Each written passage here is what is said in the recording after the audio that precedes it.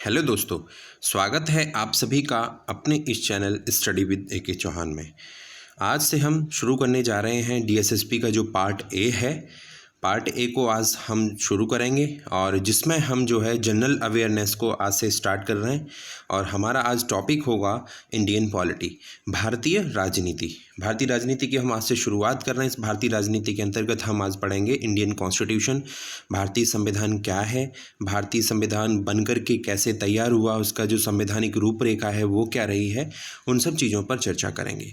आगे बढ़ने से पहले मैं आपको बता दूं कि ये जो पार्ट ए है ये दोस्तों सेम रहने वाला है, चाहे वो बंदा फिजियोथेरेपिस्ट के लिए अप्लाई क्यों ना कर रहा हो, चाहे वो ऑक्यूपेशनल थेरेपिस्ट के लिए क्यों ना अप्लाई कर रहा हो, चाहे वो बंदा रिफ्रैक्शनिस्ट के लिए अप्लाई कर रहा हो, या मैं बात करूं स्टैटिस्टिकल असिस्टेंट के लिए अप्लाई कर रहा है, ओटी टेक्नीशियन के लिए अप्लाई कर रहा है, या फिर ओटी असिस्टेंट के लिए अप्लाई कर रहा है, या लैब असिस्टेंट के लिए अप्लाई कर रहा है।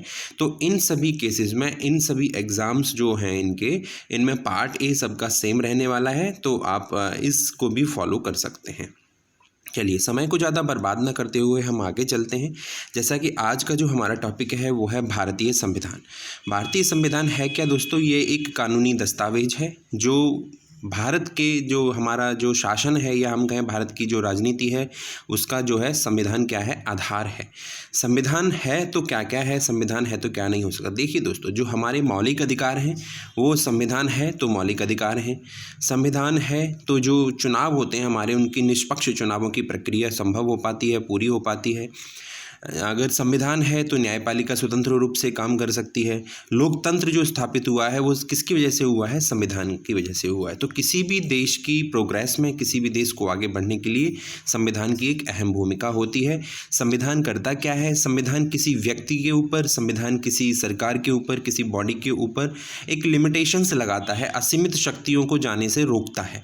असीमित शक्तियाँ होंगी तो अराजकता फैलेगी, लोग अपना अपना जो है तानाशाही चलाएंगे। तो उन्हीं सब चीज़ों को क्या करता है? संविधान चेक एंड बैलेंस का काम करता है।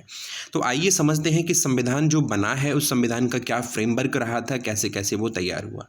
इस संविधान को समझने की ये जो सीरीज़ है हमारी, इसमें मैं आपको बताना चाहता हूँ, यहाँ पे मैंने 10 पॉइंट्स आपको स्क्रीन पे आप देख पा रहे होंगे।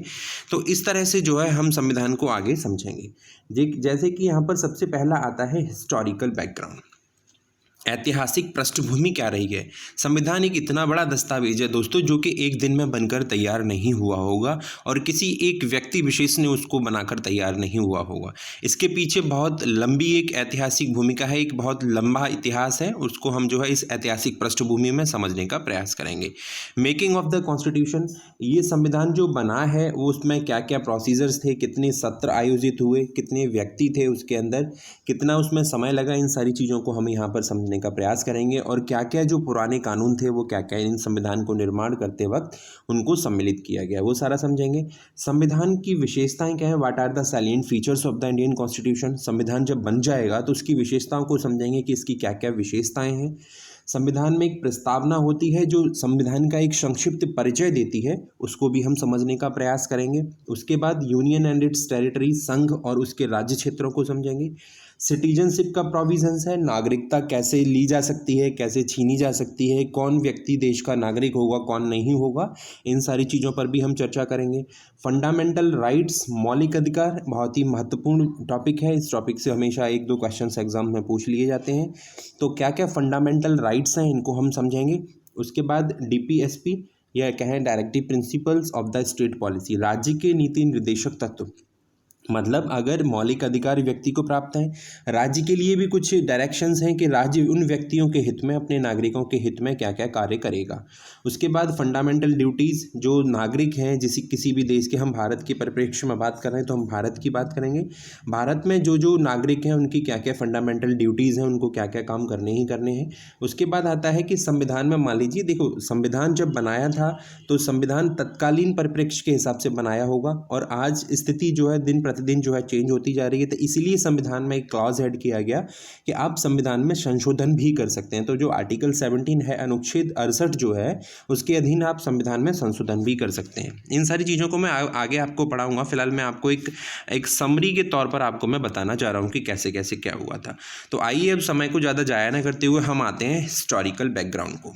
ऐतिहासिक पृष्ठभूमि क्या रही होगी दोस्तों? देखिए दोस्तों, एडवेंट ऑफ यूरोपियंस जो हुआ था ना, भारत में जो यूरोपियंस का आगमन हुआ था, वहाँ से हम इसकी शुरुआत करते हैं। तो सबसे पहले जो है पुर्तगाली हमारे भारत में आए, पोर्टुगीज़ भारत में आए, उनके बाद जो है डच आए, उनके बाद ब्रिटिश आए। तो हमारे लिए जो महत्वपूर्ण हो जाता है वो हो जाता है अंग्रेज़ों का आना। तो अंग्रेज़ आपके यहाँ जो भारत में आए हैं दोस्तों, वो आए थे 1608 में आते हैं। और ये जो आए अंग्रेज हमारे यहाँ पर, ये प्योरली क्या है, एक व्यापार करने के उद्देश्य से आए। इनका उद्देश्य था कि भारत में व्यापार करना है। अब अपने आप तो आ नहीं गए होंगे। अंग्रेज जब आए तो जो ब्रिटेन की क्वीन थी, क्वीन एलिजाबेथ फर्स्ट, उन्होंने क्या किया था, उन्होंने ईस्ट इंडिया कंपनी को भारत में व्यापार करने के लिए परमिशन दी थी, या कहें भारत में व्यापार करने के लिए वहाँ से उन्होंने आदेश पारित किया कि आप जाएँ और आप भारत में व्यापार करें, और उससे जो भी मुनाफा होगा उस मुनाफे का शेयर जो है वो क्वीन को दिया जाएगा, और बाकी शेयर्स जो भी कंपनी थी वो अपने पास रखेगी। तो ये जो कंपनी जब भारत में आती है, उस टाइम ये कंपनी दोस्तों एकदम जो है सिर्फ व्यापार के उद्देश्य से आती है, और व्यापार करना ही इसका क्या होता है, उद्देश्य होता है। व्यापार करते करते करते करते होता क्या है, 1764 में, इससे पहले 1757 में एक प्लासी का युद्ध भी हुआ था। तो प्लासी का युद्ध हुआ। प्लासी के युद्ध के बाद 1764 में एक बक्सर का युद्ध होता है। ये बक्सर का युद्ध जो है ईस्ट इंडिया कंपनी और भारत के 3 शासकों के विरुद्ध होता है। एक तरफ होते हैं भारत के 3 शासक, एक तरफ होती है ईस्ट इंडिया कंपनी। भारत के 3 शासकों में बंगाल के नवाब थे, मुगल सम्राट थे और अवध के नवाब थे। ये जब युद्ध होता है तो इस युद्ध में ब्रिटिश इंडिया कंपनी जो है भारत के इन 3 शासकों को कंबाइंड रूप से क्या करती है, पराजित कर देती है। पराजित करने के बाद एक इलाहाबाद की संधि होती है, और इलाहाबाद की संधि के बाद 1765 ईस्वी में क्या होता है, जो कंपनी भारत में सिर्फ व्यापार के उद्देश्य से आई थी उसको दीवानी अधिकार मिल जाते हैं। दीवानी अधिकार मिलने का मतलब क्या है, यहाँ पर ये जो दीवानी राइट्स है, इस दीवानी राइट्स का मतलब ये है दोस्तों कि ये जो कंपनी सिर्फ व्यापार करने आई थी, सिर्फ सामान खरीदना और बेचना इसका जो उद्देश्य था, उस उद्देश्य के अलावा अब इसको मिल गया राइट्स ओवर रेवेन्यू, कि आप इनको कर वसूलने का अधिकार मिल गया, और सिविल जस्टिस जो था उस सिविल जस्टिस का अधिकार भी इनको मिल गया इस दीवानी राइट्स के तहत। और कहाँ कहाँ पर, ये बंगाल, बिहार और उड़ीसा, इन तीनों राज्यों के ऊपर कर वसूलने का और सिविल जस्टिस में जो है इंटरफेयर करने का अधिकार इस कंपनी को इस बक्सर के युद्ध के बाद से मिल गया। तो भारतीय राजनीति में, भारतीय इतिहास में बक्सर का युद्ध इसलिए महत्वपूर्ण हो जाता है क्योंकि जो भारत में जो ब्रिटिश ईस्ट इंडिया कंपनी ने जो प्रवेश किया था सिर्फ व्यापार करने के उद्देश्य से, कहीं ना कहीं इस युद्ध के बाद से उस जो ईस्ट इंडिया कंपनी थी उसकी जो टेरिटोरियल पावर जो है इस युद्ध के बाद से स्टार्ट हो जाती है, और यहाँ से इन अंग्रेजों का कैरियर शुरू होता है भारत को गुलाम बनाने का, भारत पर शासन करने का। तो इनका जो ये पीरियड है, एडमिनिस्ट्रेटिव पीरियड जो है, जो भारत पर शासन किया है, इसको समझने के लिए हम क्या करेंगे, इस ब्रिटिश पीरियड को, ये जो अंग्रेजों का शासन था, इस अंग्रेजों के शासन को हम डिवाइड करेंगे 2 पार्ट्स में। एक होगा हमारा कंपनी रूल, एक होगा हमारा क्राउन रूल। कंपनी रूल जो है दोस्तों 1773 से 1858 तक जाता है, और जबकि क्राउन रूल 1858 से 1947 तक जाता है। यहाँ पर स्पष्ट कर दूं, कंपनी रूल का मतलब है कि जो ब्रिटिश ईस्ट इंडिया कंपनी है वो शासन करेगी, उस पर थोड़ा सा रेगुलेशंस या कहें थोड़ा सा चेक एंड बैलेंस और कंट्रोल जो होगा वो ब्रिटिश पार्लियामेंट रखेगी। जबकि क्राउन रूल में सारा कंट्रोल जो है, जो ब्रिटिश ईस्ट इंडिया कंपनी है उससे छीन लिया जाता है, और जो ब्रिटिश पार्लियामेंट है वो डायरेक्टली जो है कंट्रोल कर रही होती है। भारत के जितने भी अफेयर्स हैं उनको कौन देखेगा, सीधा ब्रिटिश इंडिया कंपनी देखेगी। अब बात आती है कि अभी तो 1765 की बात हो रही थी, यहाँ पे इनको दीवानी राइट्स मिले, यहाँ से सीधा 1773 पर हम कंपनी रूल पर कैसे पहुंच जाते हैं। देखिए 1765 से लेकर 1773 तक की बहुत सारी घटनाएं हैं, और वो घटनाएं उतना महत्वपूर्ण नहीं है इस एग्जाम पॉइंट ऑफ व्यू से, डीएसएसबी के पॉइंट ऑफ व्यू से, क्योंकि डीएसएसबी इतना डीप जाके कभी नहीं पूछता है। तो 1765 में जब दीवानी राइट्स मिल जाते हैं, अंग्रेज़ों को जब कर वसूलने का अधिकार मिल जाता है दोस्तों, तो उसी कर वसूलने के साथ साथ इन अंग्रेज़ों में क्या होता है, भ्रष्टाचार जो है उत्पन्न हो जाता है। ये सारे भ्रष्टाचार में लुप्त हो जाते हैं और उसी के साथ कुप्रशासन की घटनाएं देखने को मिलती हैं। जब ये सारी घटनाएं देखने को मिलती हैं तो जो ब्रिटिश पार्लियामेंट है वो क्या करती है, इनको रेगुलेट करने के लिए कि ये जो है रिश्वतबाजी जो चल रही थी, यहाँ पर जो भ्रष्टाचार चल रहा था, उसको रोकने के लिए एक रेगुलेटिंग एक्ट पारित करते हैं जो 1773 का रेगुलेटिंग एक्ट कहा जाता है।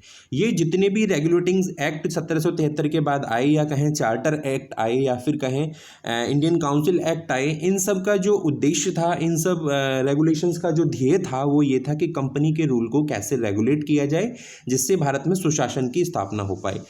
ठीक है, तो उसके बाद 1773 से लेकर 1858 तक बहुत सारे अधिनियम ब्रिटिश पार्लियामेंट ने बनाए इनको रेगुलेट करने के लिए, लेकिन फिर भी ये कंपनी में जो व्याप्त जो भ्रष्टाचार थे, जो कंपनी में व्याप्त जो प्रशासन की चीज़ें थी, उनको ये पूरी तरह से समाप्त नहीं कर पाए, जिसकी वजह से क्या हुआ, भारत में असंतोष उत्पन्न हुआ और भारत के जो नागरिक थे, भारत के जो महान क्रांतिकारी लोग थे, उन्होंने क्या किया, 1857 में क्रांति कर दी। 1857 की क्रांति से आप सभी भली भांति परिचित होंगे। वैसे मैं आने वाले वीडियोस में 1857 की क्रांति पर एक सेपरेट लेक्चर बनाऊंगा जिसमें आपको समझाऊंगा कि इसका क्या क्या जो है तात्कालिक कारण रहे थे, क्या क्या सामाजिक और राजनीतिक कारण रहे हैं 1857 की क्रांति के, उस पर भी हम डेफिनेटली चर्चा करेंगे। फिलहाल हम देखते हैं कि 1857 की जब क्रांति हो जाती है तो जब ब्रिटिश क्राउन को पता लगता है कि भारत में काफ़ी अराजकता फैली हुई है, काफ़ी असंतोष उत्पन्न है, और वो मजबूर हो जाते हैं कि अगर हमने अभी जो है भारत का जो शासन है वो कंपनी से अपने हाथों में अगर नहीं लिया तो भारत में जो है कंपनी के शासन को समाप्त कर दिया जाएगा। इसी डर से जो है ब्रिटिश पार्लियामेंट क्या करती है, कंपनी रूल को समाप्त करके डायरेक्टली अपना शासन जो है, अपना जो सुपरविजन जो है भारत पर इम्प्लीमेंट कर देती है, और 1858 से भारत का शासन डायरेक्टली ब्रिटिश क्राउन के अधीन हो जाता है। और वो 1858 से लेकर दोस्तों 1947 माफ़ कीजिएगा, जब तक देश आज़ाद नहीं होता तब तक वो शासन करते रहते हैं। अब ये जो देश आज़ाद होने की बात थी, ये देश आज़ाद 1947 में एकदम से नहीं हो गया। ये देश आज़ाद जो है 1857 और उससे पहले से क्रांतिकारियों, हमारे महान क्रांतिकारियों ने बहुत सारे बलिदान दिए। उन बलिदानों का एक जो है अल्टीमेटली वो रिजल्ट था 1947। तो जो ये जो स्वतंत्रता की जो डिमांड थी, स्वतंत्रता की जो मांग थी, बहुत पहले से चली आ रही थी। तो हमारे कुछ जो बुद्धिजीवी वर्ग थे उनका कहना था कि स्वतंत्रता की मांग तो हम कर रहे हैं, लेकिन जब देश आज़ाद होगा तो इतने बड़े भारतवर्ष को जो है शासन करने के लिए कोई हमारे पास कानूनी दस्तावेज होनी चाहिए, कोई हमारे पास एक ऐसा दस्तावेज हो जिसको फॉलो करके हम देश पर शासन कर सकें। तो उसी के लिए भारत में जो है डिमांड तो संविधान बनाने की काफ़ी पहले से हो रही थी, और जब संविधान बनेगा तो उसके लिए एक संविधान सभा बनानी पड़ेगी, संवैधानिक सभा, जिस सभा में बैठकर सर्वसम्मति से संविधान में क्या क्या कानून होने चाहिए उनको डिसाइड किया जाएगा। तो 1935 में ऑफिशियली भारतीय राष्ट्रीय कांग्रेस ने डिमांड किया कि भारत के लिए एक संवैधानिक सभा होनी चाहिए जिससे भारत के लिए संविधान निर्माण किया जा सके। और 1938 में जो जवाहरलाल नेहरू जी थे, जवाहरलाल नेहरू ने क्या किया, on behalf of INC demand किया कि कॉन्स्टिट्यूएंट असेंबली जो बनेगी वो किसी बाहरी व्यक्ति के हस्तक्षेप के बिना बननी चाहिए। मतलब उनका कहना था कि अंग्रेजों का इस कॉन्स्टिट्यूएंट असेंबली में कोई भी इंटरफेरेंस नहीं होना चाहिए। इस प्रकार हुआ क्या, फाइनली जो कॉन्स्टिट्यूएंट असेंबली है 1946 में जो है कैबिनेट मिशन भारत में आया था, तो उस कैबिनेट मिशन की जो स्कीम थी उन्हीं स्कीमों के को बेस मानकर भारत में 1946 में क्या किया गया, कॉन्स्टिट्यूएंट असेंबली को बना दिया गया। तो ऐसे यहाँ पर उसके बाद फिर फाइनली 26 नवंबर 1949 को हमारा जो भारतीय संविधान है उसको अडॉप्ट कर लिया गया। और उस संविधान को जब अडॉप्ट कर लिया गया तो उस वक्त जो है उस तत्कालीन परिस्थिति में उसमें एक प्रस्तावना थी। प्रस्तावना के साथ साथ 395 उसमें अनुच्छेद थे, 8 शेड्यूल्स थे उसके अंदर। तो और ये जो संविधान था, भारतीय संविधान, इसको जो बनने में ये जो संवैधानिक सभा जो हमने बनाई थी 1946 में, जो संवैधानिक सभा बनकर तैयार हुई, उस संवैधानिक सभा के 11 सत्र जो है वो हुए थे, 11 बार उसकी मीटिंग्स हुई। और इसको जो बनने में जो समय लगा था दोस्तों, वो लगा था 2 वर्ष 11 माह और 18 दिन, 2 years 11 month एंड 18 days जो है इस संविधान को बनाने में लग गए थे। और इस संविधान में लगभग 60 देशों के संविधान का मिश्रण था। था। इसकी जो ड्राफ्टिंग की थी वो हमारे रेस्पेक्टेड डॉक्टर भीमराव अंबेडकर जी ने की थी। और ये जो है ड्राफ्टिंग कमेटी थी उसके चेयरमैन थे। इसमें 7 सदस्य और थे, उन पर हम आगे चर्चा करेंगे जब हम पढ़ेंगे कि ड्राफ्टिंग कमेटीज़ क्या थी या जो संवैधानिक सभा थी उसमें कितनी समितियां थीं। सारी समितियों के अपने अलग अलग उनको टास्क दिए गए थे और उन सारी टास्कों को, उन सारे कार्यों को, समिति के रिकमेंडेशंस का जो मिश्रण था वो है हमारा संविधान। और इसमें लगभग 60 देशों के संविधान का मिश्रण था। खर्च की बात करें तो इस पर खर्च 64 लाख आया था, जो तत्कालीन समय के हिसाब से अगर देखें तो एक बहुत बड़ा अमाउंट हो जाता है।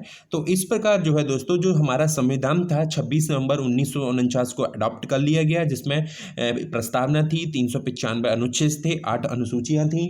इसको बनने में जो है 11 सत्र लगे संवैधानिक सभा के, 2 वर्ष 11 माह 18 दिन का टाइम लगा, 60 देशों का मिश्रण था, लगभग 64 लाख रुपए इस पर खर्च हुए। तो ये हमारी संविधान की जो है दोस्तों क्या थी, वो ऐतिहासिक पृष्ठभूमि की थी।